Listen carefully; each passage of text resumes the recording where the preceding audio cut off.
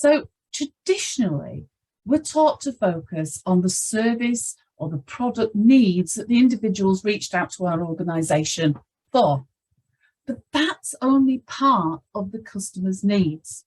Because if all we do is focus on the product or the service, then we've got very little to differentiate us other than price from our competitors. Because, you know, any kind of product, any service, and I haven't actually looked at the figure recently, but, you know, a service, a product can be replicated within hours nowadays. So in honesty, there's very little there to differentiate us, and other than kind of price in many instances. I accept there are, you know, perhaps certain venues, for example, who've got a totally unique kind of proposition, but there's still very little that we can do to actually differentiate us other than price. And if we go down that route of price being the differentiator, then that's a very fast downward spiral where in the end there are no winners. The real differentiator and the things that cannot be replicated in any sales or service situation is having a team of people who understand the need for a personal approach for each individual customer, a team who've got the skills to identify those individual customer needs about how they'd actually like the service delivered. And they're able to deliver the service in a way which is a best fit for that customer at that specific time. And it's that kind of difference between the blanket approach of treating the customer as you would like to be treated, which is when I started out in life in customer service, my first part-time job in the hospitality sector was we always treat the customer like either you'd like me to be treated or you'd like your granny to be treated. And that was very much the kind of approach in those days.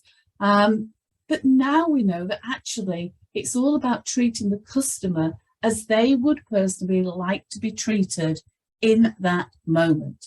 So in this section, we're going to be looking at how your behavioural preferences may influence the way the customer receives the service that they receive, and how their actual preferences may influence the service expectations and needs. So we're going to be discussing how we can identify a customer's mood, first of all, and what we learn about the way in which they prefer to then receive the service, something we refer to as that unspoken need of the customer. Now, before we kind of go into it, when we're using a behavioural framework, it's important to understand that behavioural differences in people and different situations are very natural. No one behavioural preference is any better or any worse than another. And we also need to appreciate that our customers' preferences might be in direct opposition of our own. Customers' preferences are indicators, and we need to kind of have this conscious awareness of this, that the customer preferences are indicators of how they like to receive the service.